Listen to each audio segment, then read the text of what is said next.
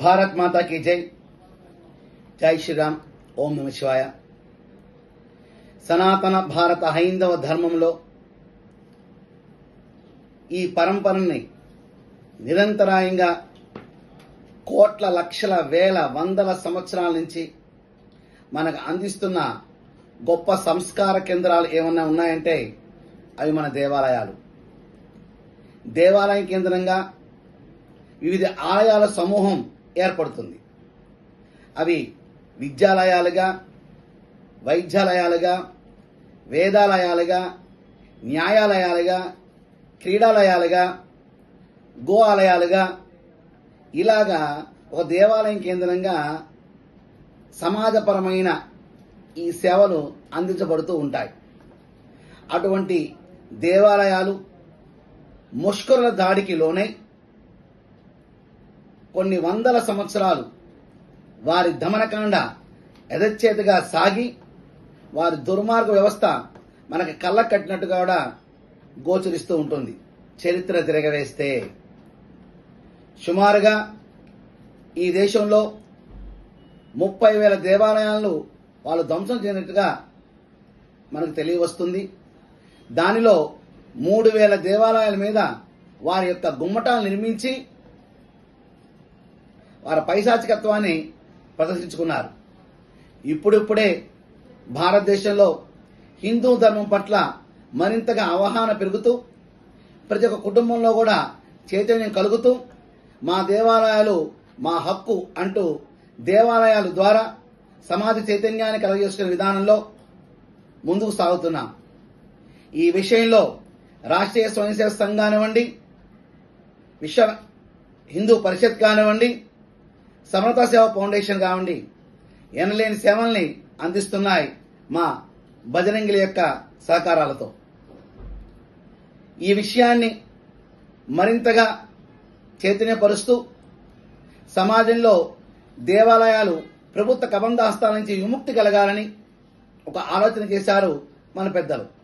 దానికి భారతదేశం అంతా కార్యరూపం దాల్చాలని మొట్టమొదటిగా ఆ యొక్క సేవ చేసే భాగ్యం మన ఆంధ్ర రాష్ట్రానికి పెద్దలు అందించారు.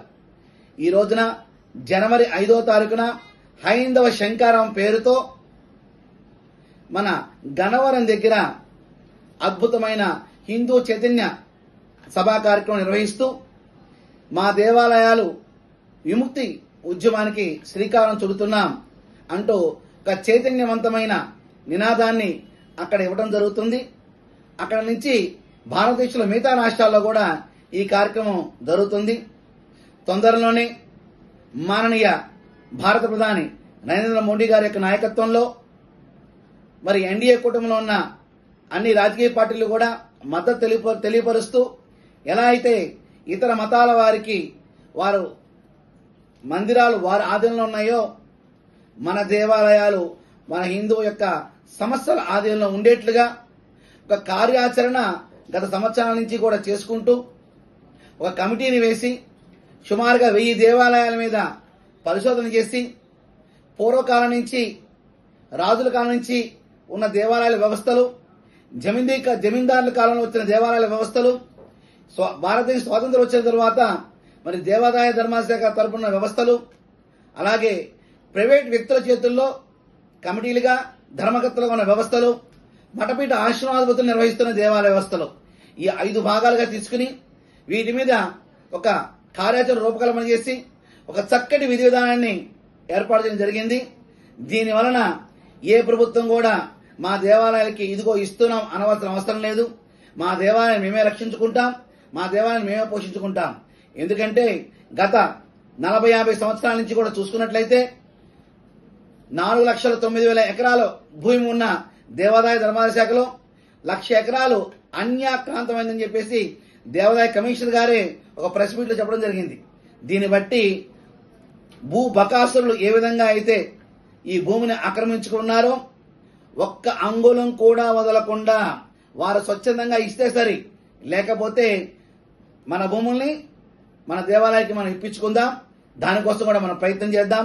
జనవరి 5వ తారీఖున జరిగే హైందవ శంకారం విశ్వ హిందూ పరిషత్ ద్వారా ఇచ్చిన పిలుపుని ప్రతి ఒక్కరూ బాధ్యతగా ధర్మముగా స్వీకరించి ప్రతి ఇంటూ తలుపు తట్టండి.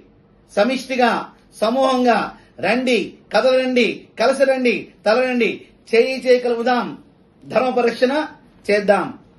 భారత్ మాతాకి జై.